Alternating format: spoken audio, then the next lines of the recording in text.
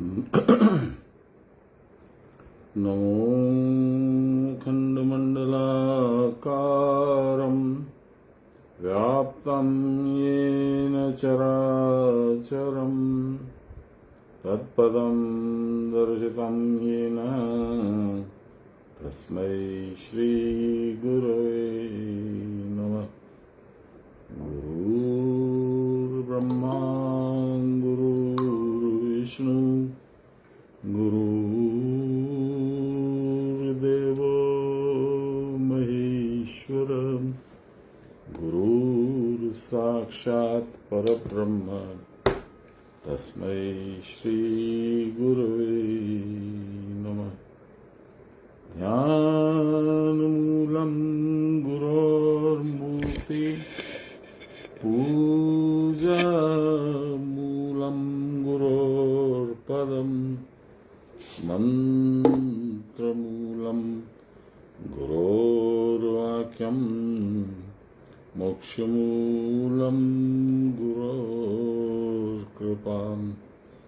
ब्रह्मानन्दं परमसुखदं केवलं ज्ञानमूर्तिम् द्वन्द्वातीतं गगनसदृशं तत्त्वमस्यादिलक्ष्यम् एकं नित्यं विमलमचलं सर्वदा साक्षिभूतं भावातीतं त्रिगुणरहितं सद्गुरुं तं नमामि सद्गुरुं तं स्मरामि सद्गुरुं तं भजामि। नमो ब्रह्मण्यदेवाय गोब्राह्मणहिताय च जगद्विताय श्रीकृष्णाय गोविन्दाय नमो नमः। मूकं करोति वाचालं पङ्गुं लङ्घयते गिरिं यत्कृपातमहं वन्दे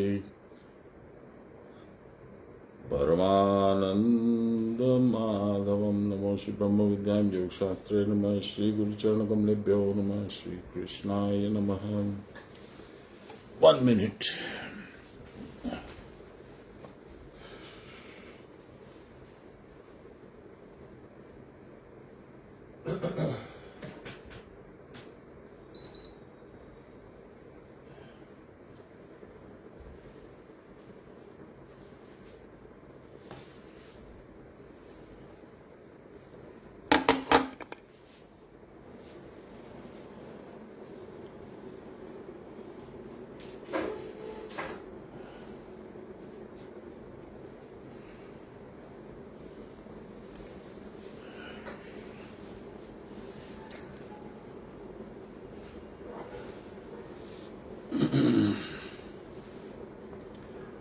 गुरु महाराज की महती कृपा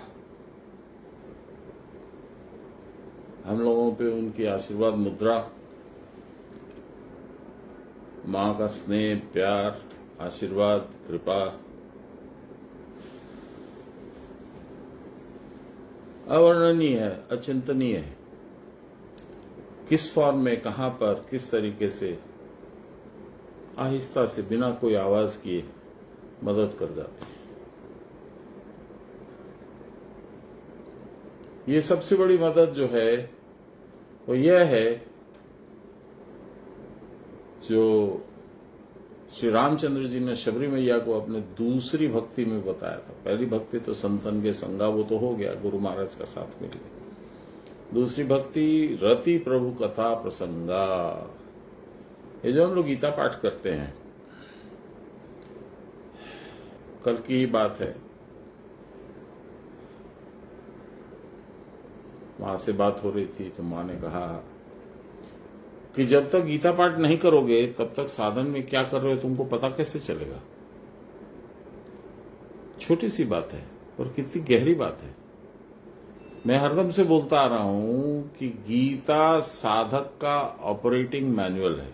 हम लोग टीवी लेते हैं, कंप्यूटर लेते हैं, टेलीफोन लेते हैं, उसके साथ एक ऑपरेटिंग मैनुअल आती है जिस पुस्तिका में सब लिखा होता है कि इसको ऐसे करो, ऐसे करो, ऐसे करो, बैटरी ऐसे लगाओ, चार्जिंग ऐसे करो, प्रिकॉशन लेना, और उसको जब कोई उसमें कोई असुविधा हो जाए, कोई काम करना, कोई अंग बंद कर दे, तो उसको ट्रबल शूटिंग कैसे करना, वही हम लोगों की गीता है।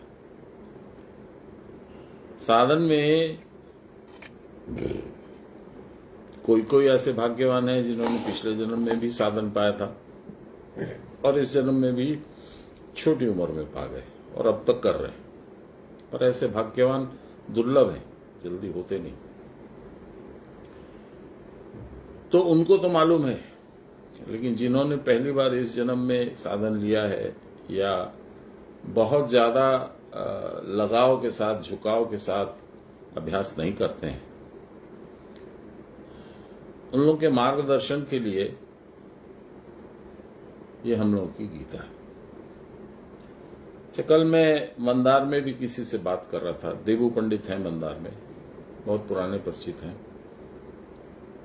तो उन्होंने कहा गीता में तो हर समस्या का समाधान है। देवू पंडित अच्छे विद्वान हैं, पर मंदार में ही उनसे और भी श्रेष्ठ विद्वान हैं। दैट अपार्ट, उनके मुंह से जो बात निकली वो कितनी मर्मस्पर्शी थी, देखिए आप।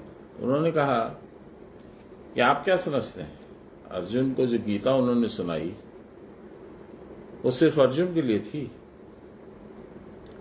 18 अक्षौणी सेना वहां मरने वाली थी, इतना बड़ा भयंकर विनाश होने वाला था, और हर एक व्यक्ति को सदगति प्राप्त हो, उसका कल्याण हो, उसके लिए भगवान ने गीता सुनाई थी। मुझे ये बात बहुत अच्छी लगी। हम लोग ये छोटी सी चीज को नजरअंदाज कर देते हैं, जानते नहीं है, समझते नहीं है, उस पर ध्यान नहीं देते हैं।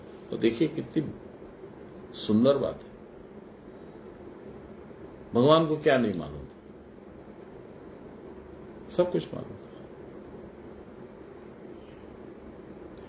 पर भगवान के अपने ही सब हैं, उन्हीं की प्रतिमूर्ति हैं सब हम लोग। कोई अच्छा है, कोई बुरा है, कोई नियत से ठीक नहीं है, कोई नियत से बहुत अच्छा है, कोई धर्मात्मा है, कोई दुरात्मा है तो सब भगवान के ही अंश। वो किसी का भी बुरा तो नहीं चाहेंगे, भगवान ने गीता में कितनी बार बोला है। तो ये जो गीता पाठ हम लोग करते हैं, इसको सामान्य समझना नहीं चाहिए। यथासंभव देखिए, इसमें मेरा कोई अहंकार करने का नहीं है। मैं बार बार निवेदन करता हूं, बाबा की कृपा होती है तो गीता पाठ होती है, इसमें मेरा कोई अहंकार करने का नहीं है। इसलिए मैं आपको इनवाइट नहीं कर रहा हूं, मेरे मार्फत भगवान आपको इनवाइट कर रहे हैं। सुनिएगा तो कल्याण होगा, क्योंकि बेकार की बात इसमें गीता में कुछ है नहीं। जो भी बात है गुरु वक्त्र गम्य बातें हैं सारी, उन्हीं के मुंह से सुनी हुई, उन्हीं के श्रीमुख से चर्चा की हुई बातें ही मैं दोहराता हूं, वरना क्षमता है किसी आदमी की। और इसमें आप देखिए कंट्रीब्यूशन कितने कितने महान ऋषियों का, मुनियों का, योगियों का इसमें कंट्रीब्यूशन है। इसमें भगवान की वाणी वेद व्यास ने रिकॉर्ड करी, गणेश जी ने लिखा, उसके बाद ये द्वापर से कलयुग में आई। कलयुग में इसी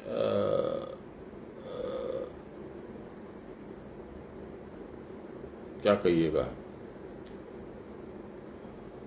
1898-92 कुछ होगा, मुझे डेट नहीं याद है। उस समय भगवान ने लहरी माशे को 1898 भी नहीं और पहले, लहरी माशे की दीक्षा शायद 1865 के आसपास हुई थी। वहां से गीता पाठ का प्रचलन मॉडर्न युग में इस वक्त में स्टार्ट हुआ। और लहरी महाशय ने जो व्याख्या करी, उसका प्रकांड विद्वान सान्याल महाशय ने अपने हाथों से लिखा। मैं पुरी में उनके आश्रम में, जहां वो बैठ करके, जिस टेबल कुर्सी पे बैठ के समुद्र को देखते हुए उन्होंने गीता लिखी थी, 3 खंड लिखा था, हस्तलिखित है वो, बंगाली में। मैंने जगह भी देखी और गीता की प्रतिलिपि भी देखी। उन्हीं के हाथों की लिखी हुई। अब तो सुनता हूं कोई उठा के ले गया अपने झोले में। ठीक है, क्यों उन्होंने किया? सान्याल महाशय को लिखने की क्या जरूरत थी? उन्होंने अपनी गीता में भूमिका में ही वर्णन किया है कि मेरे जो परम आराध्य लाहिरी महाशय हैं, उन्होंने जो व्याख्या की है वो अन्य पूर्वकालिक व्याख्याओं से भिन्न है और अद्भुत है। उसमें क्रिया योग से जोड़ करके व्याख्या की गई, ये हम लोग सब जानते भी हैं। तो जो लोग सुन रहे हैं, अब कुछ ही लोग हैं जो लाइव सुनते हैं, बाकी तो सब कभी कोई सुबह वॉकिंग करने जाता है तो वो कान में लगा करके सुनता है, कोई कुछ मुझे नहीं मालूम है, पर एवरेज कोई 6-8 महीने पहले चला गया था एवरेज हिट 100 से ऊपर। अब एवरेज हिट 60-65 के बीच में रहती है। ठीक है, इतने ही लोग सही। अभी हम लोग गीता की भूमिका समाप्त कर चुके हैं। अब क्या है इसमें देखता हूं मैं, सान्याल महाशय ने क्या लिखा है। हाँ, भागवत गीता का प्रारंभ है। क्या लिखा है उन्होंने? अथ श्रीमद् भागवत गीता प्रारभ्यते, प्रारंभ होती है। देखिए उन्होंने क्या क्या संबोधन किया, किस किस देवता का आह्वान किया है। ओम तत्सत कुटस्थ और निराकार ब्रह्म। ओम नमः श्री गुरुवे। ओम श्री गणपतये नमः। ओम नमः भगवते वासुदेवाय। श्रीमद् भागवत गीता प्रारभ्यते पाठक्रम ध्यानम। कैसे ध्यान करना और किसका ध्यान करना है? श्री हयग्रीवाय नमः। हय माने घोड़ा, ग्रीवाय माने गला। घोड़े के गले वाले जो देवता हयग्रीव, भगवान विष्णु का एक रूप, उसको याद कर रहे हैं। क्या कर रहे हैं? शुक्लांबरधरम विष्णुम शशिवर्ण चतुर्भुजम प्रसन्न वदनम ध्यायेत सर्वविघ्नोपशांत्यते सर्वविघ्नोपशांतये नारायणं नमस्कृत्य नरं चैव नरोत्तमं देवीं सरस्वती चैव ततो जयमुदीरयेत्।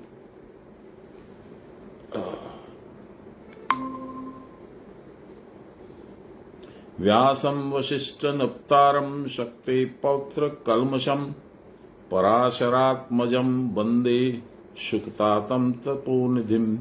देखिए, पराशरत आत्मजम वंदे। पराशर के आत्मज कौन थे?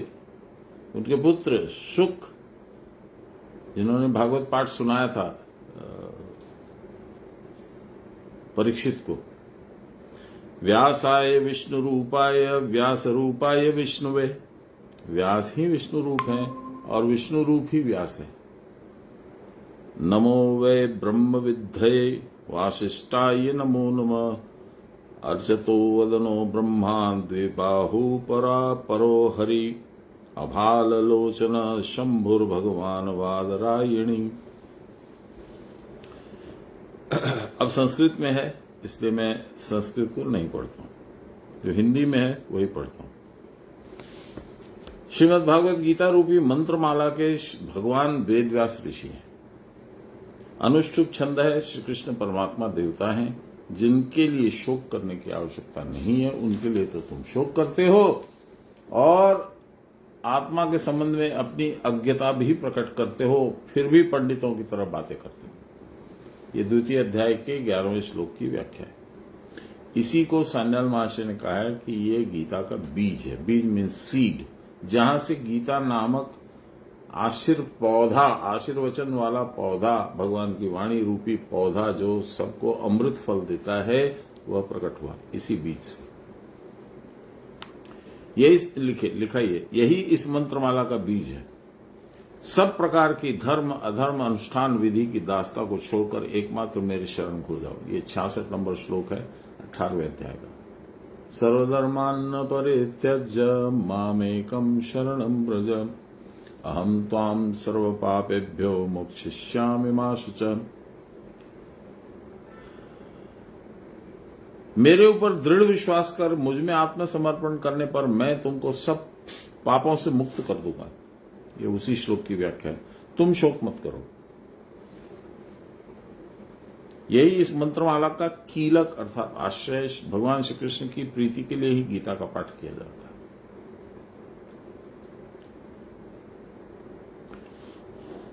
श्रीमद् गीता मंत्रमाला। मंत्रमाला क्यों बोले गए, आगे आएगा, व्याख्या आएगी, पर मुझे जो याद है उससे थोड़ी चर्चा हम लोग कर लें। मंत्र का डेफिनेशन क्या है? मननात् त्रायते इति मंत्र, जिसको बार बार मनन करने से, मन में घुमाते रहने से, उसका चिंतन करने से जो त्राण देता है। मननात् त्रायते इति मंत्र। अच्छा, अब ये जो मंत्र है ये क्या है? कुछ एक शब्द है या एक शब्द है, जैसा भी, तो ये त्राण कैसे देंगे? इसके बारे में बहुत सुंदर व्याख्या भगवान सान्याल महाशय ने की है कि हर शब्द में, हर साउंड में एक अद्भुत शक्ति होती है। जैसे छोटा बच्चा, एकदम अबोध बालक, उसकी किलकारी आपके मन को मोह लेती है, और वही जब युद्ध होता है तो उसमें ढोल ढमाका, तुर्री, धक्का सब बजता है तो आपको जोश आ जाता है, लड़ने मरने मारने को तैयार हो जाते हैं। ये शब्द की महिमा है। हम लोग की इंडियन आर्मी में भी अलग अलग रेजिमेंट का रेजिमेंटल कॉल है। जैसे सरदार जी लोग की जो सिख रेजिमेंट है उसमें वो लोग बोलते हैं बोले सो निहाल, सत श्री अकाल, उसी में उनको जोश आता है। गोरखा जो रेजिमेंट है उसमें कहते हैं गोरखाली आयो रे, वो निकाल के अपनी उनकी जो खुखरी बोलते हैं उसको, वो लेके दौड़ते हैं लड़ने को। जय मां दुर्गे भी एक है कहीं, मुझे याद नहीं कौन सी रेजिमेंट का है। तो शब्द जो है मनुष्य की वृत्ति को परिवर्तन करने की शक्ति रखता है। ठीक, अब देखिए कि मंत्र जो है उसमें आध्यात्मिक शक्ति होती है। तो आपके अंदर जो भी आध्यात्म है, आध्यात्म का मतलब क्या है? अधिजोड़ आत्मा। जब अपनी बुद्धि आत्मा के साथ जुड़ती है तो वो आध्यात्म होता है। उस आध्यात्मिक शक्ति को पुष्टि करने के लिए, बढ़ाने के लिए मंत्रमाला होती है। एक मंत्र से आपको मनन करने से वो मिलेगा, मननात् त्रायते इति मंत्र। इसमें माला सीरीज ऑफ माला है। जैसे माला में कई मणके रहते हैं, एक नहीं, एक मणका नहीं रहता है, कई रहते हैं। उसी तरह से ये मंत्रमाला ग्रथित है। किससे? भगवान की वाणी इसमें हर एक मणका है। इसलिए गीता मंत्रमाला।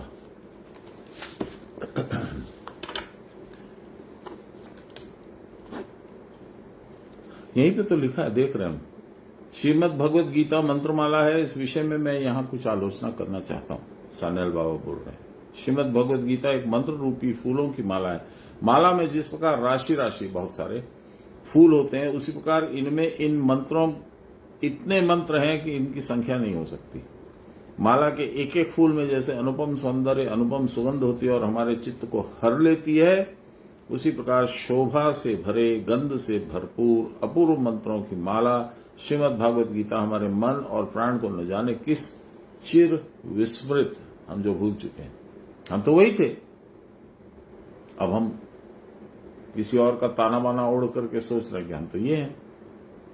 चिर विस्मृत अथच अपने नित्य निकेतन बैकुंठ धाम के अपूर्व द्वार की ओर ले जाती है, जिसे सोचकर चित्त आनंद में उल्लसित हो उठता है। सान्याल महाशय की लेखनी का कोई जवाब नहीं है।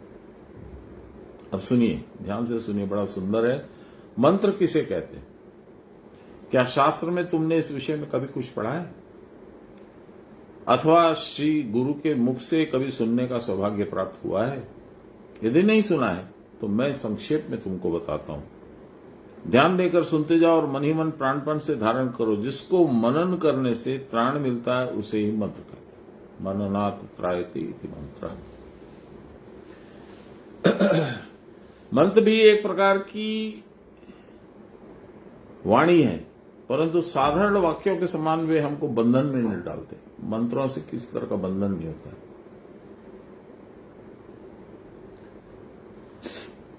जब शादी होती है तो जो वधू रहती है, हम लोग के वैदिक रीति की बात कर रहा हूं, हर रीति की बात नहीं कर रहा हूं, वो 7 वचन मांगती है पति से।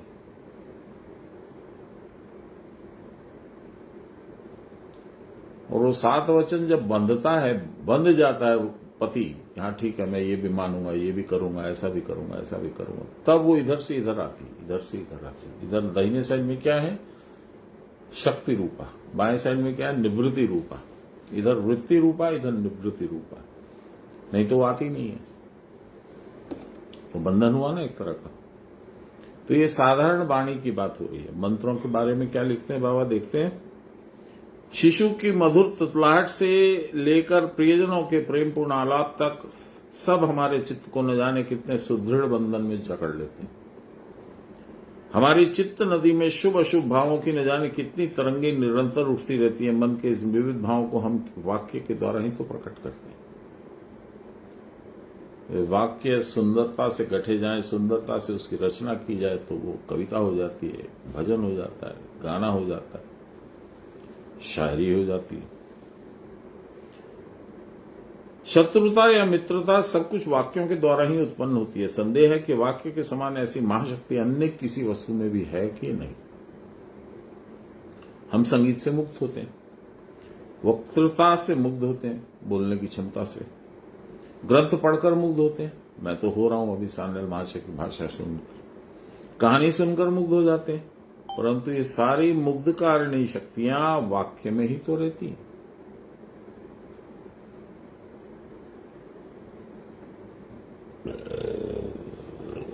Excuse me.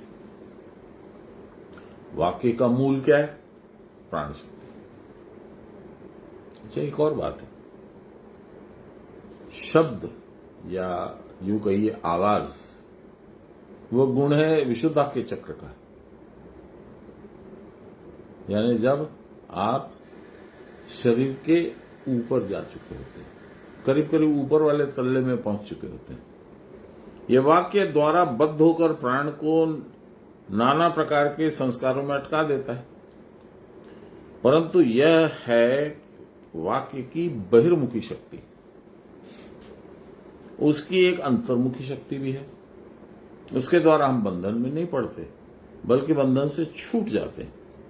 जिस वाक्य में यह बंधन मोचन करने वाली शक्ति, बंधन को खोल देने वाली शक्ति है, उसे ही मंत्र शब्द से अभिहित करते, बोला जाता है, जाना जाता है, समझा जाता है। भगवत गीता के अनेक श्लोक इस प्रकार की कैवल्यदायिनी मंत्र शक्ति द्वारा परिपूर्ण है। अतः भगवत गीता को मंत्रमाला कहने में कदापि कुछ भी अतियुक्ति नहीं है। देखिए ना कितनी सुंदर सुंदर बातें आपको बताते हैं। सबसे पहले यही जो अर्जुन को बोला भगवान ने, तो बड़ी बड़ी बातें करता है और जो नहीं करना चाहिए वो करता है। तो हमारी त्रुटि का ज्ञान कराया भगवान ने हमको शुरू में, और अंत में क्या कहा कि ये करो, वो करो, फलाना करो, ढिमका करो, सब छोड़ो, तुम खाली मेरी शरणागति पकड़ लो, बस बाकी मैं तुम्हारे सारे पापों को संभाल लूंगा। बाबा ने क्या बोला? এত সোজা নাকি জিতেন, দরজা বন্ধ করে ভগবানের কাছে না, দরজা বন্ধ করে কাঁদতে হবে, ভগবানকে ডাকতে হবে, বলতে হবে ভগবান আমায় শরণাগতি দাও, আমায় বুদ্ধি দাও, আমায় ভক্তি দাও, তবে যদি হয়। यही तो 66 नंबर श्लोक 18वां अध्याय यही तो बोलता है। और वो कैसे होगा? ये हम लोग को 11वें अध्याय के अंतिम श्लोक 54 नंबर श्लोक में भी मिलता है। क्या कहा? मत कर्म कृत मत परम मद भक्त सर्व वर्जित संग वर्जित निर्वैर सर्वभूतेषु सच मामेति पांडव। मत कर्म कृत, मेरा कर्म करने के बाद मेरा मद भक्त बन जा। फिर से सुनिए, मत कर्म कृत मत परम मद भक्त संग वर्जित। संग वर्जित है इंद्रियों के संग, इंद्रियों से जो आवेग उद्वेग हमारे अंदर प्रवेश करता है उसको वर्जित कर दो, रोक दो, दरवाजे बंद कर दो। मत कर्म कृत मत परम मद भक्त संग वर्जिता निर्वैर सर्वभूतेषु। सारे प्राणियों से किसी से भी किसी तरह का बैर मत बांधो। ये बोलना आसान है पर हम तो मनुष्य हैं, हमारा तो बैर फटाफट बन जाता है। अरे ये तो बहुत बदमाश है, अरे इसने मेरी मिठाई छीन ली, अरे इसने मेरा पैसा हड़प लिया, अरे इसने मुझे अपमानित कर दिया, बैर बंध गया। भगवान कहते हैं उसको, उस आकृति और उस उपाधि को मत देखो, तुम उसके अंदर मुझे बैठा हुआ देखो। मीराबाई भी यही बोलती थे, घट घट में वो साईं बसता, कटुक बचन मत बोल रे, तो ही पिया मिलेंगे। मेरे ट्यून गड़बड़ा गया। क्या है ये गाना? घूंघट के पट खोल रे तो ही पिया मिलेंगे। घट घट में वो साईं बसता, कटुक वचन मत बोल, उनसे बैर मत लिख, बैर मत मोल ले, तो रे पिया मिलेंगे। अब किसको पिया मिलना ही नहीं है, चाहना ही नहीं है, उसको तो अपनी पिया मिल गई है या मिल गया है। कोई अब्दुल को लेके खुश है, कोई जसवंत को लेके खुश है, कोई कुछ किसी को लेके खुश, उसको पिया की जरूरत नहीं है। वो नहीं पढ़ेगा गीता, वो नहीं जाएगा साधन करने। जब उसको धक्का लगेगा संसार का, उसके तकदीर का, उसके भाग्य का, तब वो खोजेगा उत्तर। अभी शुरू शुरू में नहीं करेगा। ये मेरी भी वही गति थी, बहुत से लोगों की ऐसी गति होती।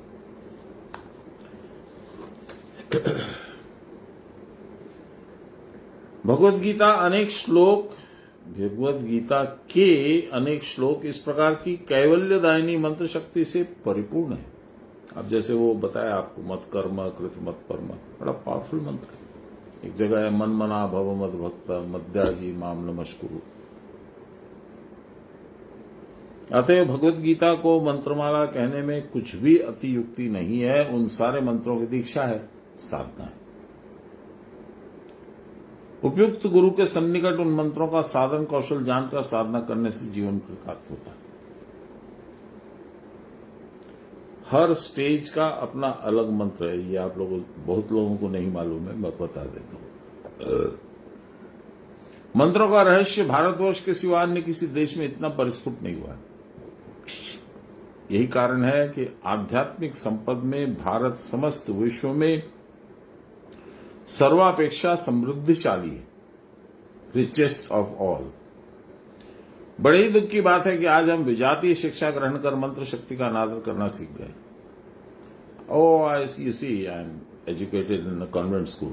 We bend on in the mass, we go to the church, we do this, we do that. कौवा चला हंस की चाल, अपनी चाल भी भूला। इससे जाना जा सकता है कि हमारा कितना अधोपतन हो चुका है। इस मंत्र शक्ति में जो अमूल्य अपूर्व कौस्तुभ मणि विराजमान है, उसका पता न पाकर साधारण लोगों के समान हम इस महाशक्ति की उपेक्षा की दृष्टि से देखते हैं। क्यों देखते हैं उपेक्षा की दृष्टि से? बहुत सिंपल है, हम जानते ही नहीं। उसी तरह से जैसे हम लोग की कहावत भी है, बंदर के हाथ में नारियल दे दो क्या जानेगा, हीरा दे दो तो और भी नहीं जानेगा। हनुमान जी को दिया, विभीषण महाराज ने भगवान के लिए लाए थे पुखराज की माला, सुंदर बड़े बड़े पुखराज की माला लाए थे विभीषण जी, लंका पति, लंका के राजा भगवान श्री राम के पास। उन्होंने कहा मैं इसका क्या करूंगा, सीता को दे दो। सीता ने कहा प्रभु मैं इसका क्या करूंगा, हनुमान को दे दो। हनुमान ने उसमें देखा राम नहीं मिले, उन्होंने दांत से काट करके देखा, कटा नहीं, कोई स्वाद नहीं आया, उठा के फेंक दिया।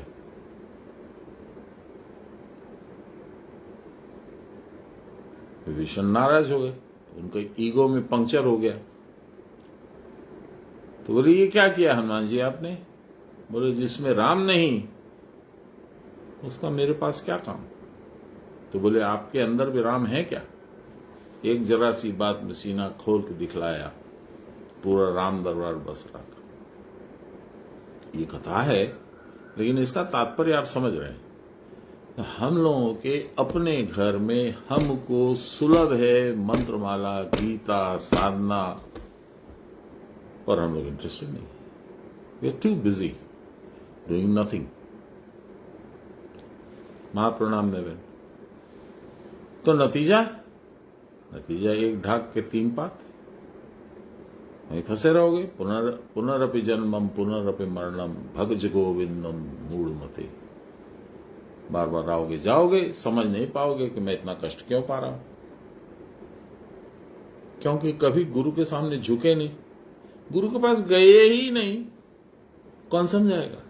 इसलिए पहली भक्ति में क्या बोला रामचंद्र जी ने? प्रथम कर संतन के संगा। गुरु से बड़ा संत कौन है? संत के पास बैठोगे, संत उस रास्ते को हजारों बार जाके आ चुके हैं, उनको मालूम है कौन सी जगह पे क्या मिलेगा तुमको, किस मोड़ पे क्या मिलेगा, वो तुमको गाइड करेंगे। जाओगे ही नहीं तो क्या करेंगे?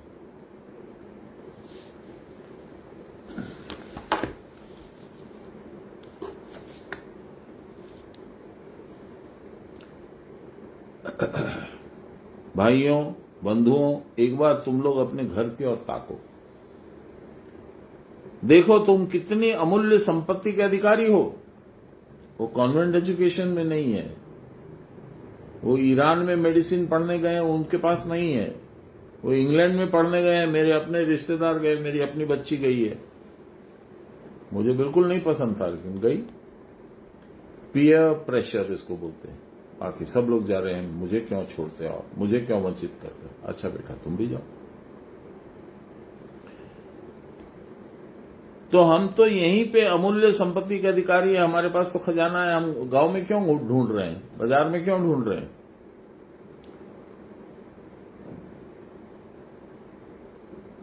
इसका फल यह हो रहा है कि हम निरंतर दुखों की राशि सिर पर लेकर भिखारी के समान दर-दर भीख मांग रहे हैं। देखो तुम कितने अमूल्य संपत्ति के अधिकारी हो। तुम इसे न जानकर आज घर घर द्वार द्वार सामान्य वस्तु के लिए भिक्षा की झोली कंधे पे लेकर घूम रहे हो। शृण्वन्तु विश्वे अमृतस्य पुत्र, ये हम लोग योग पीठ में मंदार में लिखा हुआ ये। हे अमृत के पुत्रों, अमृत के पुत्रों, भगवान के अपनी संतान, वही अमृत है और तो सब मृत हैं। आज तुम जहां जहां जिस जिस अवस्था में जहां भी हो, वहां से यह आश्वासन की वाणी तुम सुन लो। तुम नाना प्रकार के दुखों से पीड़ित सामान्य मृत्य जीव मात्र नहीं हो। You are not an ordinary person, you are not an ordinary being. क्या हो? जन्म मृत्यु की विविध लीलाएं तुम्हारे लिए एकमात्र स्मरण ही नहीं है, खाली उसी को याद रखोगे, वो नहीं होगा। तुम उनके पुत्र हो, वही हो जिनके द्वारा त्रिभुवन व्याप्त है। स्वर्ग, पाताल, धरती, तीनों में सब जगह वो हैं, उनके तुम पुत्र हो। तुम अजर हो, अमर हो, शाश्वत हो, फिर भी तुम क्यों अपने को मृत्यु का ग्रास मानकर अनुशोचना कर रहे हो? एक बार जागकर उठो, एक बार मोह निद्रा का त्याग करो, एक बार अपनी ओर तुम देखो तो सही कि तुम हो कौन। इससे निखिल विश्व के परम कल्याण को तुम प्राप्त करोगे। अपने स्वधाम में, निज निकेतन में प्रवेश करोगे। इसी निज निकेतन में, स्वधाम में को सुनते थे बाबा बराबर। कैसे? कृष्णा जी आती थी। इस जन्माष्टमी को बाय द वे उनका मन हुआ है, उन्होंने अपने से ही फोन किया था, वो आएंगी। तो जो भी सुनना चाहें स्वागत है। जन्माष्टमी जिस दिन है उस दिन कृष्णा जी का प्रवचन होगा, भजन होगा, ये सब होगा ये बाबा के मंदिर में। तो कृष्णा जी क्या गाती थी जो बाबा को बहुत ज्यादा पसंद था? ओई जे महाशून्नो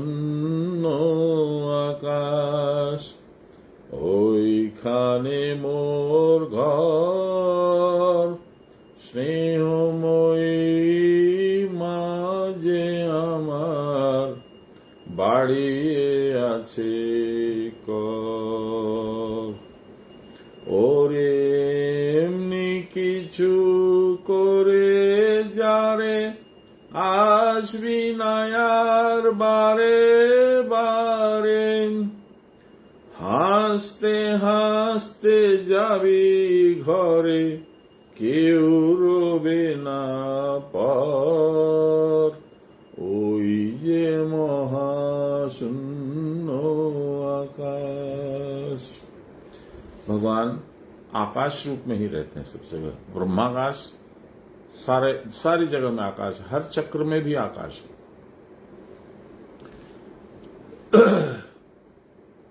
ज्ञानी कहते हैं कि जीव का बंधन रज्जु, रज्जु माने रस्सी, बंधन जिससे तुम बंधे हुए हो वह तुम्हारी देह आत्मबुद्धि है।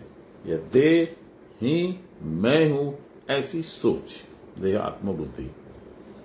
उस देहात्म बुद्धि के कारण ही जीव चित्त विमुख होकर अनंत दुखों को वर्ण कर लेता है, अपना बना लेता है। उस दुख से मुक्ति पाने का उपाय है मंत्र साधना। कृपालु ऋषियों ने जीव की मुक्ति के लिए नाना प्रकार के उपाय खोजे थे। उसी खोज का परिणाम है मंत्र शक्ति का सम्यक ज्ञान, रियल, टोटल। जो महानुभाव ध्यानमग्न चित्त से मन की सीमा का अतिक्रमण कर विज्ञान में आनंदमय कोश की साक्षात प्राप्ति करते हैं, उनके जगत विस्मृत ध्यान नेत्र के समीप एक एक मंत्र अपने आप को प्रकट कर देता है। कब? जब आप विज्ञानमय और आनंदमय कोश क्रॉस कर जाते हैं। जिनको यह मंत्र शक्ति सर्वप्रथम गृहीत होती है वही इस मंत्र के सिद्ध हैं तथा वही उस मंत्र के ऋषि या आविष्कारक माने जाते हैं, अर्थात उस मंत्र शक्ति के प्रत्यक्षदर्शी पुरुष जिन्होंने पहले पहले उसके साथ में परिचय प्राप्त किया उसका। ऋषि शब्द ऋष या दृश्य धातु से निष्पन्न है। ऋषि का अर्थ है गमन करना, जाना, और दृश्य का अर्थ है दर्शन करना। अतएव ऋषि शब्द के भी दो अर्थ हैं। इन दो अर्थों के अनुसार ऋषि भी दो प्रकार के होते हैं। एक जो भोग वासना की उपेक्षा करके भगवत प्राप्ति के लिए ज्ञान पथ में गमन करते हैं। दूसरा जो इस मार्ग में गमन करके सिद्धि प्राप्त कर चुके हैं, आत्म साक्षात्कार संपन्न हो चुके हैं, ईश्वरदर्शी पुरुष ही ऐसे वस्तुतः श्रुति सिद्ध ऋषि हैं। हम लोग की गीता में एक श्लोक है, क्या बोलता है वो देखिए, इसी बात का रिफ्लेक्शन है वहां। अब ये मेरी क्षमता नहीं है, ये यहां पे आया उन्होंने बोल दिया वो वाला श्लोक पढ़, तो पढ़ता हूं। तद विद्धि प्रणिपाते न परिप्रश्नेन सेवया उपदेक्ष्यन्ति ते ज्ञानम योगी भी तत्वदर्शी भी। गुरु के बारे में है, गुरु को बताया योगी और तत्वदर्शी। क्या मतलब? कभी सोचते नहीं हम लोग। योगी कौन होगा? जो भगवान के साथ सब समय जुड़ा हुआ है वो योगी। तत्वदर्शी जिसने भगवान का साक्षात्कार किया है, वो जानता है भगवान क्या है। निराकार ब्रह्म का दर्शन करना कोई सामान्य बात नहीं है, उन्होंने किया।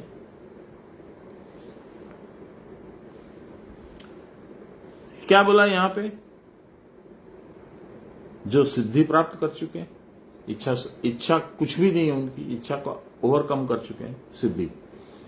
और आत्म साक्षात्कार संपन्न, आत्मा से उनको मिलन हो चुका है, यानी तत्वदर्शी और ईश्वरदर्शी एक ही बात है।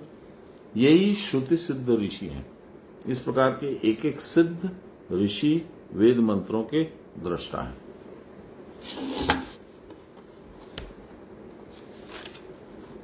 गीता के ऋषि वेद व्यास हैं।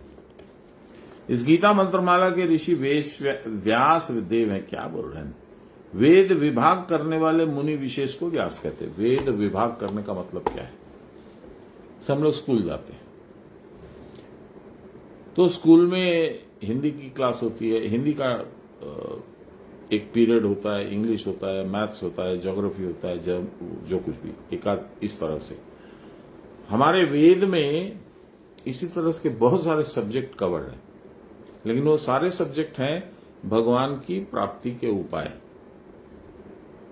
तो उन सब्जेक्ट्स को अलग अलग विभाग करके अलग अलग रूप से बताना, समझा देना, यही वेद विभाग करता यानी वेद व्यास है। इसीलिए जब व्यास पीठ पर बैठता है उसको व्यास पीठ बोलते हैं, इसी कारण से, क्योंकि वो समझाता है, हम समझते हैं। ऐसी ज्ञान सभा हमारे गुरु महाराज के दरबार में रोज लगती थी। कोई 1 घंटे के लिए आता था, कोई 2 घंटे के लिए आता था। अपनी अपनी संसार की टान उसको वापस जाने पर करती थी, और कुछ कुछ नासमझी भी। वो आया था खाली इसलिए कि बाबा मेरा जो एक टेंडर निकलने वाला है वो मेरे को मिल जाएगा ना, बाबा मेरे बर्तन चोरी हो गए, मिल जाएंगे ना, बाबा मेरी लड़की की शादी नहीं हो रही, मेरा लड़का पढ़ता नहीं, एटसेट्रा एटसेट्रा एटसेट्रा। बाबा बोलते थे, रे आमार झोलिते आमार गुरुदेव शुधु एक राम नाम दिए, सेटा केउ चाय ना गो। व्यास किसी का नाम है ही नहीं, व्यास वेद विभाग कर्ता ऋषि की उपाधि है। प्रत्येक द्वापर युग के अंत में, त्रेता, सतयुग, द्वापर, कलयुग, मनुष्य की आयु और स्मृति शक्ति का ह्रास, आयु भी कम, याददाश्त भी, जय श्री राम। एक एक वेद विभाग करता व्यास भगवत अंश में जन्म ग्रहण करते हैं। हमने जिस कलयुग में जन्म लिया है उसके पूर्व द्वापर के अंत में भी एक वेद विभाग करता अति मानव पुरुष ने जन्म लिया था, जिनका नाम था कृष्ण द्वैपायन व्यास। उनके पिता सुप्रसिद्ध पराशर ऋषि ने भी एक बार व्यास होकर वेद का विभाग किया था। ये कहानी मेरी पुस्तक में लिखी हुई है। इसके साथ घटना ये जुड़ी हुई है कि हमारे पास एक पाठक जी, अब दिवंगत, सुनने आते थे गीता। तो वो तो पुलिस वाले थे और अच्छे सीनियर पोजीशन पे थे, तो हर एक चीज को पूरा तोल मटोल करके सब तरह से घुमा फिरा करके एग्जामिन करके तब मानते थे। तो उन्होंने कहा कि ऋषियों के आचरण को आप श्रेष्ठ बताते हैं। पराशर ने तो भीष्म की सौतेली मां सत्यवती के साथ में वेदव्यास को उत्पन्न किया था। इसमें श्रेष्ठ आचरण क्या है, ये मैं आप लोगों को बता चुका हूं, ये मेरी किताब में आप लोग पढ़ लीजिएगा। मुझे जवाब नहीं मालूम था। बाबा ने सुबह में, अगली सुबह, रविवार की बात है, ये प्रश्न आया, सोमवार की सुबह 7 बजे बाबा ने जवाब भेज दिया। वो मैंने लिखा है। देखिए यहां उसी बात को यहां लिखा भी है। उनके पिता सुप्रसिद्ध पराशर ऋषि ने भी एक बार व्यास होकर वेद का विभाग किया था।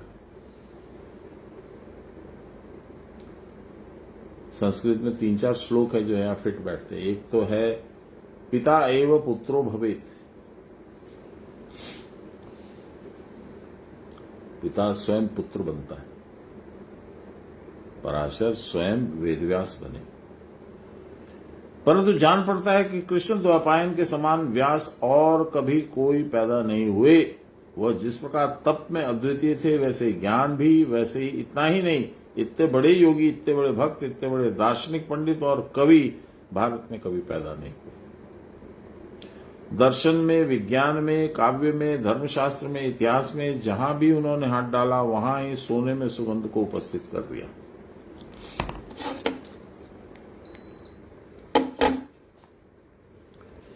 भारतवर्ष में आज जो कुछ गौरव की बात है वह सब हमने उस विश्वविख्यात ऋषि कृष्ण द्वैपायन के प्रसाद से ही प्राप्त किया। भागवत, महापुराण, गीता, महाभारत, सब वेदांत दर्शन, महाभारत और विविध पुराण उन्हीं की रचना देखिए आगे। इसी से जान पड़ता है कि श्री भगवान ने भी जगत को बतला दिया कि मुनियों में उनकी सर्वश्रेष्ठ प्रकाशमान विभूति व्यास में ही विद्यमान है। मुनिनाम अपहम व्यासः। श्रीमद् भागवत में महर्षि कृष्ण द्वैपायन भगवान के अवतार ही माने गए। वह जिस कुल में आविर्भूत हुए थे वह कुल ज्ञान और योग में अति प्रसिद्ध है, यही क्यों अद्वितीय भी था। जगत पूज्य महर्षि वशिष्ठ ही इनके आदि पुरुष थे। वशिष्ठ मुनि से ही यह वंश चला था, भगवान राम के गुरु। आदिदेव भगवान ब्रह्मा ने जीव और जगत की उन्नति के लिए अनेक असाधारण शक्ति संपन्न मानस पुत्रों की सृष्टि की। उन मानस पुत्रों में प्रचेता, दक्ष, पुलत्स्य आदि प्रजापति थे। प्रजा की सृष्टि और उनके देखरेख की व्यवस्था प्रजापतियों के हाथ में सौंप दी थी। प्रजा की सृष्टि के द्वारा संसार बढ़ा, विराट विश्व के विपुल कार्य सुचारू रूप से चलने लगे।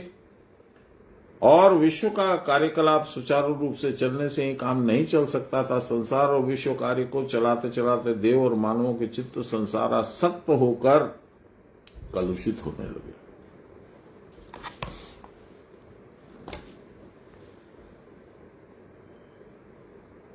किसी दुकान में किसी नौकर को मालिक ने रख दिया तो इसको चला, बहुत दिनों तक तो अच्छे से चलाएगा।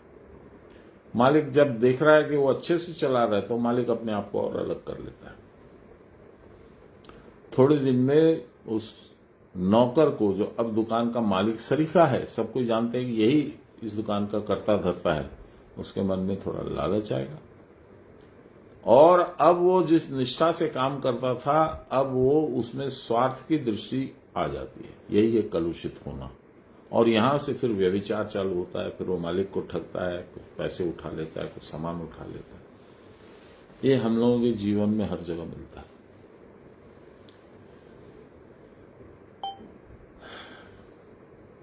इसकी व्याख्या मैं नहीं करूंगा ज्यादा, खाली हर घर में ये आपको कलुषित वातावरण मिलेगा। जब तक पिता रहते हैं तो समभाव से हर बेटे को देखते हैं और उसके हिसाब से व्यवस्था कर देते हैं। यदि व्यवस्था ठीक से नहीं हुई, पिता अकाल मृत्यु को चले गए, अल्प आयु में निकल गए, तो जो भी कंट्रोलर रहता है वो फिर उल्टा पुल्टा काम करता है, अपने स्वार्थ के हिसाब से बाकियों के स्वार्थ को क्षति पहुंचाता है।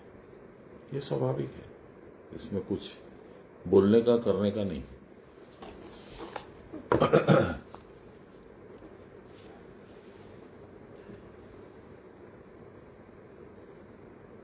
विश्व कार्य को चलाते चलाते देव और मानवों के चित्त संसारासक्त होकर कलुषित होने लगे। इसी पे मैंने आपको बताया। तथा साथ साथ त्रिताप की ज्वाला भी बढ़ चली। अब चिंता होने लगी कि इस त्रिताप ज्वाला के निवारण का क्या उपाय है। मुझे व्यभिचार भी करना है और उसका दंड भी नहीं भुगतना है। आदि व्याधि जन्म मरण बहुल आवागमन के मार्ग को रोकने का क्या उपाय? केवल खाद्य, ऐश्वर्य, भोग और समृद्धि के द्वारा जीवन का मन शांत नहीं किया जा सकता। उसे दूसरी संपत्ति की भी आवश्यकता होती है, जिसे पाए बिना जीव का हाहाकार शोकादि बंद हो ही नहीं सकता है। उसी संपत्ति के लिए जीव का प्राण अत्यंत व्याकुल है, अत्यंत कातर है। तृषित जीव की तृष्णा को दूर करने के लिए, भीति से संत्रस्त जीव को अभयदान देने के लिए, मरणशील जीव को अमृत का पता बताने के लिए जगत के आदि पुरुष भगवान पितामह ब्रह्मा ने मानस पुत्रों की सृष्टि की। उन दोनों ने ही जगत के जीवों को मुक्ति मार्ग, परमानंद का मार्ग दिखलाया। उनमें एक का नाम था वशिष्ठ, दूसरे का नाम था नारद। सुप्रसिद्ध महर्षि वशिष्ठ ने ही जगत को सर्वप्रथम ब्रह्म ज्ञान का उपदेश प्रदान किया और जीव को मुक्ति का मार्ग खोल दिया। आज आप क्या समझते हैं? न हम लोगों के पास वशिष्ठ है, न हम लोगों के पास में वेद व्यास है, न नारद है, लेकिन जो हैं उनको समझ पाए क्या हम लोग? हमारे गुरुदेव को समझ पाए? गुरु परंपरा को समझ पाए? सान्याल महाशय को, लाहिरी महाशय को, तिवारी बाबा को? नहीं। उसी तरह से उन लोगों को भी कितने लोग समझे होंगे मुझे नहीं मालूम। और आज सुबह से शाम तक में, सुबह में, रात में जब हम लोग सब सो जाते थे तब बाबा बैठ के साधन करते थे, और शाम को अपना ज्ञान दरबार लगा देते थे। खुला खाता है, जिसकी मर्जी हो आओ, जो पूछना है पूछो, ज्ञान पाओ, आशीर्वाद पाओ। क्यों करते? व्यक्तिगत रूप से उनको क्या लाभ? कुछ नहीं। ये परंपरा है। ये परंपरा कहां से आई? उनके गुरु से। उनके गुरु को कहां से मिली? उनके गुरु से। इसलिए साक्षात ब्रह्म से उतरी है, भगवान से उतरी है। ये कोई मामूली परंपरा नहीं है। इसको मामूली समझने की भूल मत कीजिएगा। आओ हम ज्ञान गुरु वशिष्ठ जी को पुनः पुनः साष्टांग प्रणिपात करें। महर्षि वशिष्ठ जी के ही कुल में अद्वितीय ब्रह्मवेत्ता, भक्ति और प्रेम के अपूर्व स्रोत, जगत और जीव के परम उपकारी बंधु श्री कृष्ण द्वैपायन ने जन्म लिया था। वशिष्ठ के पुत्र महर्षि शक्ति थे, शक्ति के पुत्र जन्मजात सिद्ध पराशर, और पराशर के पुत्र निखिल भुवन के वर्णेय श्री कृष्ण द्वैपायन व्यास थे।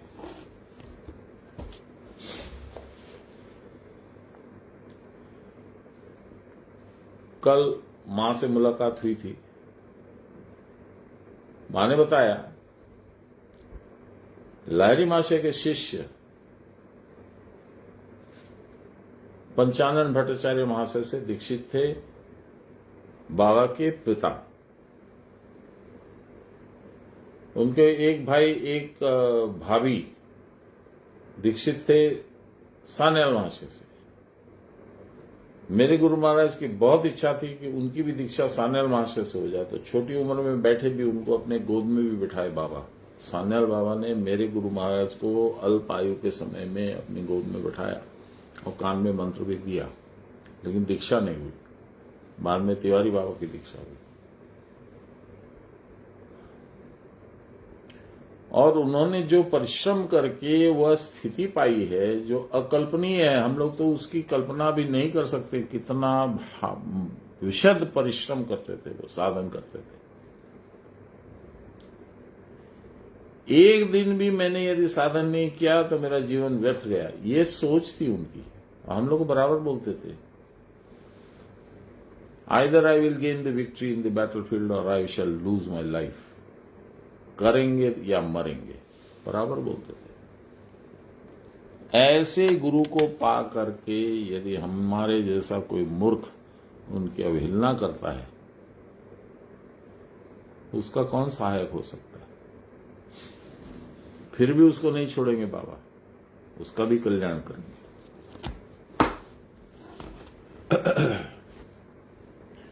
षडैश्वर्यशाली त्रिकालज्ञ महर्षि व्यास गीता रूपी मालिका के मालाकार है, माला गुथने वाले माली।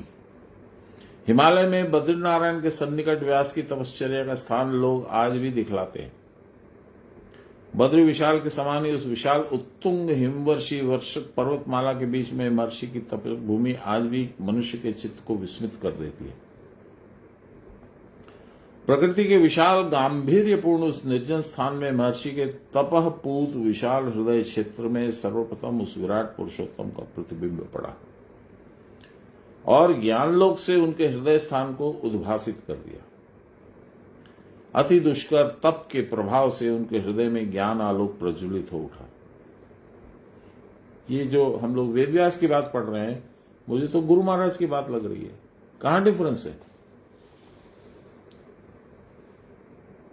अति दुष्कर तप के प्रभाव से उनके हृदय में ज्ञान आलोक ज्योति प्रज्वलित हो उठा। द्वैत भाव मिट गया, संदेह नाम मात्र को भी नहीं रहा। जीव की चरम सार्थकता को प्राप्त कर वह कृतकृत हो उठे और जगत के कल्याण की चिंता से उनका दयार्द्र हृदय व्याकुल हो उठा। यही चिंता वेदव्यास के हृदय को पूर्णतः अधिकृत करके बैठी थी। महर्षि सोचने लगे कि जगत का कल्याण किस प्रकार होगा। ब्रह्म नदी सरस्वती के पश्चिम तीर वेद मंत्रों से मुखरित और शिष्यों से परिवेशित व्यास जी का एक और प्रसिद्ध आश्रम था जिसका नाम था सम्याप्राश आश्रम, जहां भी बद्री वृक्षों के द्वारा आश्रम सुशोभित है। बद्री माने बेर। संस्कृत का शब्द है वाद्र, वहीं से निकला बद्री। इसकी इंटरेस्टिंग कहानी है, जब भगवान नारायण आ गए पृथ्वी पर, नर और नारायण दो पर्वत हैं, अभी भी दिखते हैं, मानाग्राम से वो दिखते हैं। बद्रीनारायण के 4 किलोमीटर आगे में मानाग्राम है। तो भगवान नारायण पर्वत पे बैठे और जीव रूप में अर्जुन, उस समय जो भी उनका नाम रहा, वो नर पर्वत पे बैठे और दोनों तपस्या करने लगे। तो लक्ष्मी जी बोली कि आप तो छोड़ के मुझे चले गए, मैं भी आपकी सहायता करूंगी, मैं भी साथ रहूंगी। तो नारायण बोले तुम्हारी तो यहाँ जगह नहीं है, तपस्या में क्या करोगी तुम? तो बोले कोई बात नहीं, आप अपना काम कीजिए, मैं अपना करती हूँ। वो बेर का पेड़ बन करके और उनको छाया दे रही थी वहां पे, उनका एक आच्छादन उन्होंने किया था। इसीलिए बद्री नारायण, बेर और नारायण, वाद्र और नारायण।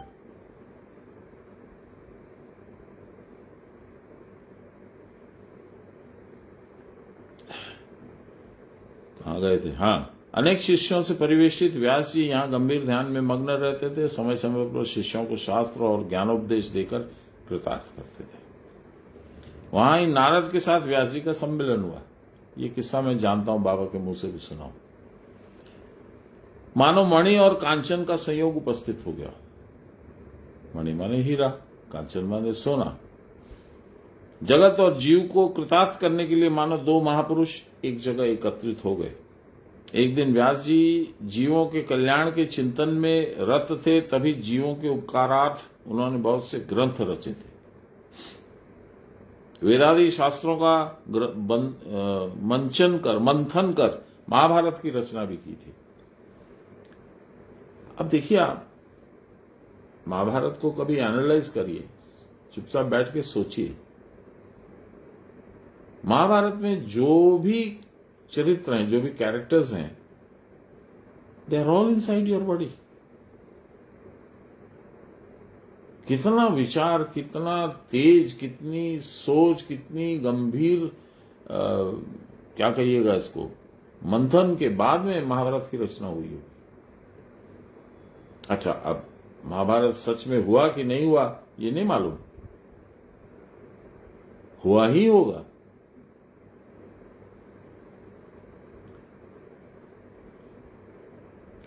वह सोच रहे थे कि जगत के लिए और भी कुछ करने से शायद कुछ ठीक होता है, जो कुछ किया वह पर्याप्त शायद नहीं है। इस भावना से जब वो व्याकुल हो रहे थे, ठीक उस समय व्यास के आश्रम में महानुभाव देवर्षि नारद आकर समुपस्थित हो गए। वह व्यास जी को कुछ व्यथित और विषन्न देखकर बोले, पराशर्य महाभाग भवत कच्चिदात्मनः परितुष्यति शारीर आत्मा मानस एव वा जिज्ञासितं सुसंपन्नमपि ते महद्भूतमं कृतवान् भारतं यस्त्वं सर्वार्थ परिबृंहितं जिज्ञासीत मधीतंच ब्रह्म यत्तत् सनातनं तथापि सोचस्यात्मानं कृतार्थ इव प्रभो। हे महाभाग पराशर पुत्र, आपका शरीर, मन और आत्मा, स्थूल शरीर और मन खूब आनंद पूर्वक है ना। आपने धर्म के यथार्थ तत्व को जानने के लिए उत्सुक होकर जिज्ञासा की थी और उसे भली भांति जान भी लिया था। केवल युक्ति और तर्क से ही नहीं जाना है, बल्कि साधना के सारे तत्वों को साक्षात्कार आपको किया है। ये कल माँ ने भी यही कहा, गीता नहीं पढ़ोगे तो साधन करके तुम कुछ समझोगे नहीं क्या कर रहे हो। गीता तो पढ़ना जरूरी है। इसीलिए यहां पर भी देखिए कहा है, केवल युक्ति और तर्क खाली पढ़ने से नहीं होगा, साधना के सारे तत्वों का साक्षात करना होगा।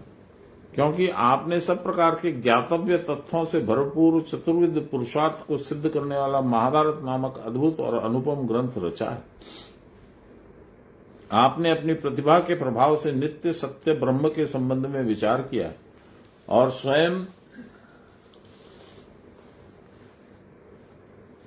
ब्रह्म स्वरूप का अनुभव करके अति सुंदर युक्ति के साथ जो लोगों को समझा दिया है। ब्रह्म ज्ञान प्राप्त जीव कृतार्थ हो जाता और उसे और कुछ जानना शेष नहीं रहता। तथापि जान पड़ता है कि आपने अपने आप को अकृतार्थ समझकर विषाद को आप प्राप्त हो रहे हैं, आप दुखी हो रहे हैं, आपको लगता है कि शायद आपको और कुछ करना बाकी है।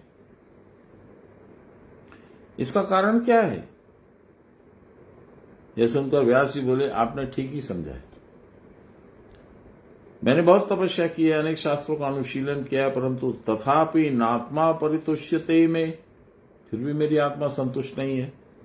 प्राण मेरे ठीक भर नहीं रहे, मुझ में कहीं मानो कुछ त्रुटि रह गई है। आपका ज्ञान तो अगाध है नारद जी, सबके भीतर की बात भी आप जानते हैं, अत्यंत गूढ़ विषयों का अनुभव करने में भी आप समर्थ हैं। आप ही बतलाइए कि मेरी अशांति का कारण क्या है और उसको दूर करने का उपाय क्या है। मैं स्वयं बहुत कुछ सोच समझने के बाद भी ठीक सिद्धांत निश्चय नहीं कर पा रहा हूं। ये व्यास जी ने नारद जी से निवेदन किया। नारद ने उनकी त्रुटि उनको दिखला दी और उनके शोधन का उपाय भी बतला दिया। श्री नारद जी ने उनको उपदेश दिया कि वह एक ऐसा ग्रंथ लिखें जिसमें भक्ति और ज्ञान के समन्वय साधन के द्वारा जीव को शीघ्र ही भव रोग से मुक्त करने का मार्ग दिखलाया जाए। निश्चय ही व्यास जी को स्वयं इसकी कोई आवश्यकता तो नहीं थी, क्योंकि वह तो स्वयं ही भगवान के अंश थे, चिरमुक्त और विज्ञान स्वभाव थे। परंतु जिनके कल्याण के लिए उन्होंने शास्त्र की रचना की थी, उनका ही कल्याण नहीं हुआ, तो उस शास्त्र प्रणयन से क्या लाभ? जीव का पुरुषार्थ होता है धर्म, अर्थ, काम और मोक्ष, इन चतुर्वर्गों की प्राप्ति। इनमें भी मोक्ष परम पुरुषार्थ है। सर्वसाधारण के लिए मोक्ष प्राप्त करना अत्यंत कठिन ही है, क्योंकि इंद्रियाराम जीव किसी मूल्य पर काम भोग की उपेक्षा नहीं कर सकता। Cannot ignore. अतएव वैराग्य विहीन, जिसको वैराग्य नहीं है, ऐसे जीव के मोक्ष के लिए चेष्टा कैसे करेगा वह? यदि किसी प्रकार से इच्छा हो भी गई तो साधन मार्ग में इतना कठिन है कि उस पर जाने के लिए वैसा उत्साह नहीं आएगा उसको। यदि उसका उत्साह का भी अभाव न हुआ तो मार्ग इतना सूक्ष्म है और इतना फिसलने वाला कि गम्य स्थान से दृष्टिगोचर नहीं होता। दृष्टिगोचर होने पर भी मार्ग की दुर्गमता के कारण पद पद पर पैर लड़खड़ाता है। यही कारण है कि इस पथ के यात्रियों की संख्या भी कम अधिक होते देखी नहीं, कम है, अधिक होते देखी नहीं। फिर उपाय क्या है? इस पर मेरे को एक याद आ गया किस्सा कबीरदास जी का। बनारस में कबीरदास जी भी रहते थे और बनारस में पद्मनाभन या पद्मा समथिंग एक शास्त्रज्ञ ज्ञानी था, शास्त्रों का ज्ञाता। तो वह 19 बैलों पे अलग अलग धर्म पुस्तक, अलग अलग शास्त्र लेकर के विचरण करता था, नगर से नगर, नगर से नगर। और वहां के जो भी राजा थे उसके दरबार में जा करके उसके पंडित को चुनौती दे करके उसको हरा करके राजा से बहुत सब पैसा अर्जन करता था। ये उसकी दिनचर्या थी। वो सब जगह जहां जहां गया सबको हरा करके वो एक दिन बनारस लौटा। अपनी माँ को बोला, माँ तेरा बेटा विश्व विजयी होके आया, सबको हरा दिया, कोई भी ऐसा नहीं है जो मेरे साथ में शास्त्रों पे तर्क कर सके।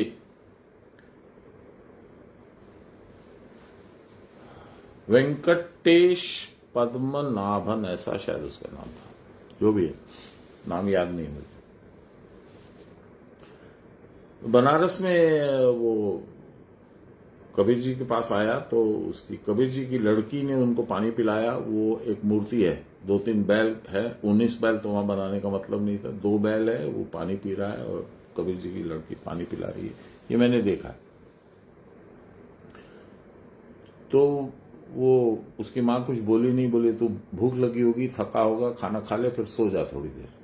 बोला, अरे मैं तेरे को इतनी अच्छी शुभ बात बता रहा हूं, मैं सबको हरा चुका हूं शास्त्रार्थ में, और तू सोने के और खाने के ऊपर में लगी हुई है। बोला, ऐसा है तू वो एक जुलाहा है कबीर, उसको हरा दे तब मैं मान लूंगी। तो वो गया कबीर के पास। कबीर ने उनका कोई जवाब नहीं दिया, वो अपना कपड़ा बुनते रहे। 2 दिन हो गया, 3 दिन गया, चौथे रोज जब वो नहीं कुछ बोले तो उन्होंने कहा कि भाई मैं आ रहा हूं आपसे शास्त्रार्थ करने के लिए और आप मुझसे कोई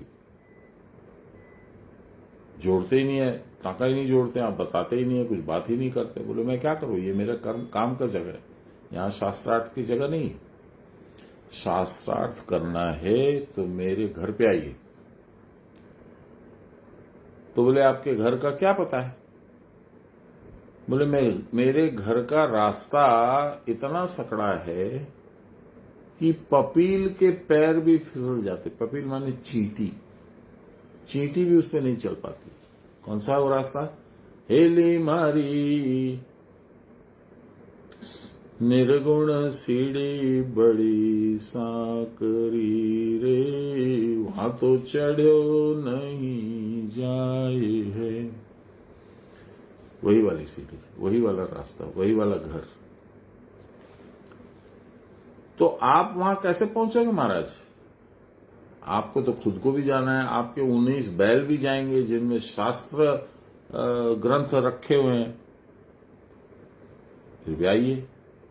तो अपनी माँ के पास वापस आकर के बोला नहीं माँ तू ठीक बोलती थी, मुझे कुछ ज्ञान नहीं है। तो उसको समझ में आ गया कबीरदास जी क्या बोलना चाह रहे हैं।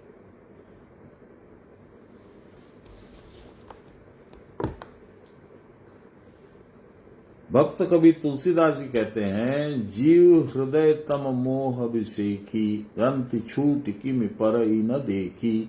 जीव का हृदय सदा मोह अंधकार से ढका रहता है। ये मेरा बेटा, ये मेरा पोता, ये मेरी संपत्ति, ये मेरी पत्नी, ये मेरा फलाना। उस अंधकार में बंधन की ग्रंथि नहीं दिख पड़ती है। अतः जो दिखता ही नहीं है उसको खोलोगे कैसे? अर्थात मोह आसक्त जीव सदा विषय व्यासन में इतना मोहमुग्ध रहता है कि उसकी तत्वदर्शी बुद्धि खुलती नहीं है और बंधन को बंधन रूप में समझ ही नहीं पाता। अतः बंधन से मुक्त होने के लिए एक प्रबल आग्रह उसको आएगा कहां से? यह तो मैं नहीं कह सकता हूं कि कब पुण्य पुंज संचित होगा, कब साधु पुरुष और सदगुरु का दर्शन प्राप्त होगा। ये मैं अपने जीवन से जोड़ के देखता हूं। 18 साल मैं जानता था बाबा को, पर कभी उधर में झांका भी नहीं, जाने की कोई इच्छा भी नहीं हुई, कभी उनका साथ करने की इच्छा नहीं हुई। जब भाग्य पुण्य पुंज उत्पन्न हुआ, साधु पुरुष का दर्शन हो गया। मेरे घर पे आए, হ্যারে জিতেন আমি জানি তুই আমাদের মতন লোকেদের ভালো নাম ভালোবাসিস না, তাও চলে এসছি, তোর বিশেষ অসুবিধা হলে আমি অন্য জায়গায় চলে যাব। देखिए ये मेरे भाग्य आकर के दरवाजे पे खटखटा रहा था, खोल दरवाजा। भगवान आए। उस समय भी नहीं दिखे कि भगवान है, उस समय बस यही दिखा, लोकाचार दिखा कि नहीं मेरे माँ बाप ने ऐसा संस्कार नहीं दिया है, आप गुरु पद पे हैं, आपका स्वागत है, आइए। तो मैं गुरु महाराज को नहीं स्वागत कर रहा था, मैं अपने भाग्य का दरवाजा खोल करके और भगवान को स्वागत कर रहा था। देखिए इसीलिए याद आया, यह तो मैं नहीं कह सकता कि कब पुण्य पुंज संचित होगा और कब साधु पुरुष सदगुरु का दर्शन प्राप्त होगा। उनकी कृपा के बिना ज्ञान प्राप्ति नहीं होगी। ज्ञान प्राप्ति हुए बिना अविद्या का प्रबल अंधकार दूर नहीं होगा। गुरु बिन कौन बतावे बाट, बाट माने रास्ता। अहंकार की नदियां, उसमें पहाड़ क्या क्या ऐसे कबीरदास जी की रचना है। इससे रास्ता कौन निकालेगा? तुमको कैसे बताएगा कैसे कैसे जाओ? अतएव सोहम अस्मि इति वृत्ति अखंडा दीप शिखा सोई परम प्रचंडा आत्म अनुभव सुख सुप्रकाशा तब भव मूल भेद ब्रह्म नासा। चित्त की अनेक वृत्तियां हैं, नाना प्रकार की वृत्तियों के रहते हुए भला निस्तार होगा कैसे?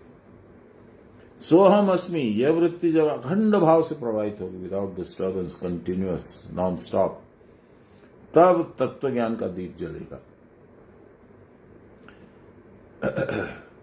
और उस ज्ञानदीप की उज्जवल अमल किरणों में, अमल जिसमें मल नहीं है, अमलेंदु भट्टाचार्य मेरे मास्टर थे, हिंदी और मैथ्स पढ़ाते थे, नहीं हिंदी नहीं, इंग्लिश और मैथ्स पढ़ाते थे। उन्होंने मेरे पिताजी को भी कभी कुछ पढ़ाया था, बहुत पुराने, बहुत, हम लोग उनको बूढ़ा मास्टर बोलते थे। अब अमल शब्द पढ़े तो हमको याद आ गया, अमलेंदु भट्टाचार्य। तो ज्ञान द्वीप की उज्जवल अमल, मल माने मोह, संसारासक्ति, अमल माने कोई संसारासक्ति नहीं, कोई संसार का मोह नहीं, वो अमल, ऐसी किरणों से आत्मस्वरूप का बोध हो जाता है। उस बोध के साथ अनंत आनंद का विकास होता है और तभी संसार के मूल कारण भेद और भ्रम सदा मिट जाते हैं। भ्रम कैसे मिटते? बाबा की बात याद करिए, एटा है भ्रामरी गुहा, एखाने ढुकलेई भ्रमटा शेष হয়ে যায়, বাইরে এলে আবার ভ্রম ধরবে তোমায়। তো কি দরকার বাইরে আসার, ভেতরে আরামে থাকো। भेद और भ्रम सदा के लिए मिट जाते हैं, कुटस्थ में प्रवेश हो जाता है। परंतु इस मार्ग के विषय में कहत कठिन समझत कठिन, साधन कठिन विवेक, होई धुनाक्षर न्याय जो पुनि प्रत्युह अनेक। ज्ञान के विषय में आलोचना करना बहुत कठिन है, क्योंकि इसके लिए अनेक शास्त्रों का ज्ञान होना आवश्यक है, और बुद्धि में यदि इस प्रकार के वेदोज्वल प्रकाश का अभाव है तब वो ज्ञान ठीक ठीक मस्तिष्क में नहीं घुसेगा।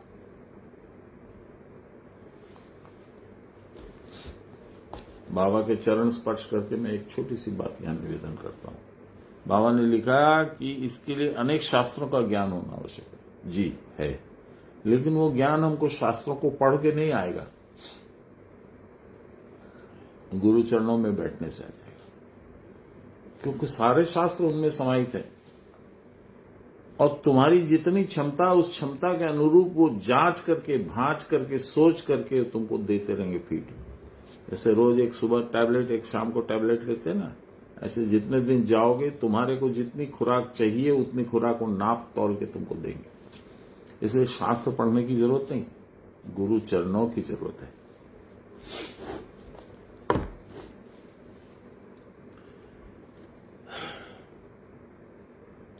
ज्ञान के विषय में आलोचना करना कठिन है, क्योंकि इसके लिए अनेक शास्त्रों का ज्ञान होना आवश्यक है, और बुद्धि में यदि इस प्रकार के वेदोज्वल प्रकाश का अभाव है तो वह ज्ञान ठीक ठीक मस्तिष्क में नहीं घुसेगा। ये साधारण बात हुई, यहां पे गुरु चर्चा नहीं हुई। गुरु का प्रभाव ही यही है कि जो अनभिज्ञ है, जो मूर्ख है, उसको भी लाइन पे ले आते। ब्रह्मचर्य और तपस्या का बल यदि न हो तो समझ में आने पर भी वह धारण नहीं किया जा पाएगा। यदि धुनाक्षर न्याय के समान कुछ ज्ञान हो भी गया तो उसमें बहुत से विघ्न आ जाएंगे, और मन में लोभ भी उत्पन्न होगा कि बहुत से लोग मुझको जाने, माने, मुझे प्रतिष्ठा मिले, अहंकार की वृद्धि होगी। बहुत से लोग मुझे माने, इसके लिए असीम स्पर्धा उठ खड़ी हो सकती है, और अंत में लोगों को धोखा देकर जीवन का निर्वाह करना पड़ सकता है। अतः भगवत प्राप्ति के मार्ग को सुगम करने के लिए भक्ति की आवश्यकता है। दान, तीर्थाटन, सत्संग करते करते भगवत प्राप्ति की इच्छा बलवती होती है। क्रमशः आत्मसंयम साधन पथ पर चलने के लिए अभ्यास करने का मन में आग्रह बढ़ता है। इस प्रकार शनैः शनैः धीरे धीरे चित्त निरोध करने की शक्ति प्राप्त होती है, परंतु उससे प्राण को तृप्ति नहीं मिलती। मानो और भी कुछ पाना आवश्यक है, जिसे न पाकर वेदना विद्ध हृदय रोता रहता है। सान्याल महाशय जैसे प्रकांड विद्वान, इतने बड़े योगी, स्वयं ब्रह्म पुरुष, उन्होंने लिखा, सेदिन আমার कबे হবে। तो मैं और आप क्या है? जितना ध्यान और धारणा में मन लगता है उतना ही मानो हृदय की व्याकुलता, भगवान को पाने की आशा बढ़ती चली जाती है। अंत में हृदय भस्म हो जाता है जलकर। कबीरदास जी का एक गाना है इसमें, गगन में आग लगी बड़ी भारी, ह्यूज फायर इन माय आकाश, गगन में आग लगी बड़ी भारी, गगन में आग लगी बड़ी भारी। जल गए ब्रह्मा जल गए विष्णु, जल गए रे त्रिपुरारी। गगन में आग लगी बड़ी भारी। ब्रह्मा विष्णु महेश कैसे जल गए? जल गए माने वो ज्ञान की ज्योति जो हुई वो लुप्त हो गई। तब तुमको सिर्फ एक निराकार ब्रह्म दिखने लगे। अग्नि दग्ध स्थान में जिस प्रकार तृणादि उत्पन्न नहीं होते, उसी प्रकार भगवत विरह दग्ध हृदय में फिर प्रवृत्ति के संस्कार नहीं जगते। उस अवस्था में यदि कभी पूर्व संस्कार जग उठते हैं तो वे जागते ही भगवत विरहानल में भस्मीभूत हो जाते हैं, अग्नि में। फिर विरह ताप बढ़ते बढ़ते बढ़ते बढ़ते इतना बढ़ जाता है कि सहन की सीमा के बाहर चला जाता है। तब भक्त के आसन्न विनाश को देखकर भक्त के भगवान दीनार्थ के बंधु उस दीनार्थ भक्त के सम्मुख आकर उपस्थित हो जाते हैं और अपने अपरूप की रूप की कमनीय प्रभाव से अपरूप, कोई रूप नहीं है वैसा रूप, कमनीय प्रभा से अपने भुवन मोहन मधुर हास्य से भक्त की अंतर्व्यथा को मिटाकर किसेर चिंता, सब भगवान हाथे छेड़ दो। एवरीथिंग इज फिक्स्ड अप, जानो तो है बाबा। तो अभी तुम चिंता करले की हवे, जा हवे भगवान मंगल जुन्नई करबे। कौन बोलता है? किसको टाइम है आपको ये सब समझाने का? ये सिर्फ गुरु करते हैं। अपने भुवन मोहन मधुर हास्य से भक्त की अंतर्व्यथा को मिटाकर चिरकाल के लिए भक्त के भवबंधन को दूर कर देते हैं और उसे अभय प्रदान करते हैं और कृतार्थ करते हैं। किच्छु भय नहीं। कबीरदास ने कहा है, विरहीन जलती देखी के साईं आवे धाई। यही भक्ति है। ऐसी अग्नि लगी, ऐसी लागी लगन, मेरा हो गई मगन। वैसा होना पड़ेगा। इस भक्ति के द्वारा चित्त को प्रसन्नता प्राप्त होती है। प्रसन्न चित्त से भगवत साधना करना क्लेशकर नहीं लगता। योगाभ्यास में चित्त सहज स्थिर और शुद्ध हो जाता है। शुद्ध चित्त में विषय भोग की कोई स्प्रिया नहीं होती। उसी समय आध्यात्मिक निर्मल बुद्धि प्रतिष्ठित हो सकती है। भागवत में लिखा है, एवं प्रसन्न मनसो भगवत भक्ति योगतः भगवत तत्व विज्ञानम मुक्त संगस्य जायते। भगवत भक्ति। अब भगवत को कहां ढूंढोगे? भगवत ने अपना रिप्रेजेंटेटिव भेज दिया गुरु के रूप में, उसी की भक्ति करो। और योगाभ्यास के द्वारा मन आसक्ति रहित होकर प्रसन्न होता है। प्रसन्न चित्त में तत्व ज्ञान का उदय होता है। तत्व ज्ञान भगवत ज्ञान, तत्व माने भगवान। अतः भगवत तत्व को जानने के लिए मध्यम और निकृष्ट अधिकारियों को भगवत भक्ति अत्यंत ही आवश्यक है। जो ज्यादा साधन नहीं कर पाते हैं या कम करते हैं या उनकी मनोवृत्ति वैसी नहीं है, ऐसे लोगों को भक्ति होना जरूरी है। श्रीमद् भागवत में पुनः लिखा है, अनर्थोपशम साक्षात भक्ति योग मध्यो जगे। भगवत भक्ति के द्वारा ही अनर्थ का उपशम होता है। अर्थ अनर्थ, मीनिंग ऑपोजिट मीनिंग। माया मोहित जीव देह को ही अपना स्वरूप समझता है। देहात्म बोध से कृतत्वाभिमान, मैं करने वाला हूं, मैं नहीं करूंगा तो कौन करेगा, कृतत्वाभिमान। देह गृह पुत्र धन आदि के प्रति अत्याधिक प्रीति और आसक्ति बढ़ जाती है। जीव की इस प्रकार की धारणा ही भ्रम संकुल और अनर्थ उत्पादक है। इसी से माया मुग्ध चित्त स्त्री पुत्र धन आदि को उपादेय समझ लेता है और कभी कभी माया जाल को समझ भी लेता है तो भी मन को विषय चिंतन से निवृत्त नहीं कर पाता। ভেবে দেখ মন কেউ কারণ মিছে ভ্রম ভূমণ্ডলে ভুলো না দক্ষিণা কালে বদ্ধ হয়ে মায়া জালে। तो जो मायाजाल को समझ भी लेता है उसको भी मन को विषय चिंतन से वह निवृत्त नहीं कर पाता। परंतु जीव को तो यह समझना ही होगा कि धर्म अर्थ और काम का भी अंतिम उद्देश्य मोक्ष या भगवत प्राप्ति ही है, धन प्राप्ति नहीं है, पत्नी प्राप्ति नहीं है, पुत्र प्राप्ति नहीं है, भगवत प्राप्ति ही है। उस चरम फल मोक्ष की प्राप्ति के लिए सबको प्रयत्न करना आवश्यक है। एखाने कोनो छाड़ नहीं, there is no discount, you have to do it. ऐसा न कर जो केवल संसार और भोग को लेकर मस्त रहते हैं, वे पशु के समान जीवन व्यतीत करते हैं, उनको अंत तक कुछ प्राप्त नहीं होता। मैं इसको यहीं रोक देता हूं। कितना समय हो गया? ओह, 6:45 हो गया, काफी लंबा खींच गया। चलिए, श्री कृष्ण गोविंद हरे मुरारे, हे राम नारायण वासुदेव, श्री गुरु चैतन्य हे आत्मदेव, हे मात दुर्गे हर विश्वनाथ, सर्वे भवन्तु सुखिनः, सर्वे सन्तु निरामया, सर्वे भद्राणि पश्यन्तु, मा कश्चित् दुःखभाग् भवेत्। असतो मा सद्गमय, तमसो मा ज्योतिर्गमय, मृत्योर्मामृतं गमय, आविराविमहीधि। बोलिए प्रेम से गुरु महाराज की जय, परम गुरुदेव की जय, परात्पर गुरुदेव की जय, परमेष्टि गुरुदेव की जय, गुरु माता की जय। हर हर महादेव। जय गुरु। मां प्रणाम नेबेन, बाकी सब लोग जय गुरु, जय गुरु।